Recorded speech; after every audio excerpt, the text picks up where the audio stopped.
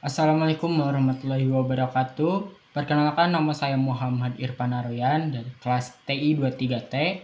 Di sini saya akan menuntaskan tugas mata kuliah Agama dan Etika sesi 13 mengenai aturan masjid modern untuk meningkatkan kualitas hidup umat muslim. Masjid bukan hanya tempat ibadah, tapi pusat kehidupan umat manusia di era modern ini. Aturan-aturan masjid perlu dikembangkan untuk menjaga kenyamanan, kebersihan, dan kebermanfaatan bagi seluruh umat Islam. Kebersihan sebagai dari iman.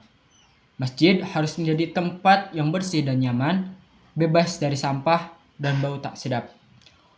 Oleh karena itu, pada saat kita berpergian ke masjid, alangkah baiknya kita melepas alas kaki ketika ingin berwudu, ketika ingin masuk ke masjid itu sendiri. Dan larangan untuk makan dan minum di dalam masjid. Karena sesungguhnya masjid itu adalah tempat suci, bukan tempat hiburan ataupun liburan. Lalu adapun etika di masjid yang harus dicerminkan oleh semua umat muslim. Suara keras, telepon berdering, atau berbicara saat khutbah bisa mengganggu kehusyuan umat muslim lainnya. Oleh karena itu, kita sebagai umat muslim seharusnya untuk mengikuti aturan etika di dalam masjid itu sendiri, seperti mematikan ponsel pada saat di masjid, tidak mengobrol, dan juga untuk anak-anak diawasi oleh orang tuanya itu sendiri, karena supaya tidak berkeliaran. Lalu di masjid itu sendiri, apalagi di era sekarang, seharusnya menjadi sebuah pusat pendidikan dan kegiatan sosial.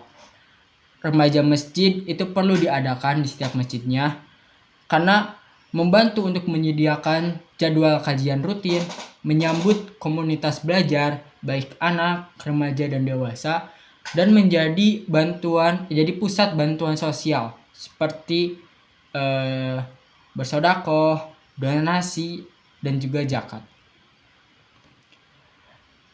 Lalu masjid itu harus ramah untuk semua kalangan, baik wanita, difabel, mualaf, dan non-muslim yang ingin belajar Islam.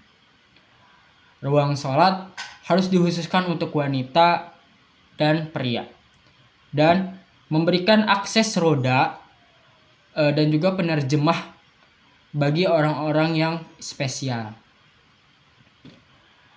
Nah, adapun seperti di era sekarang, digitalisasi itu membantu masjid lebih efektif dalam komunikasi dan pengelolaan.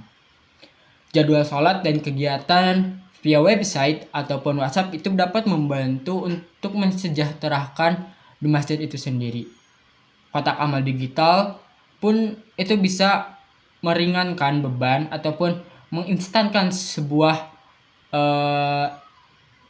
umat Islam untuk bersedekah.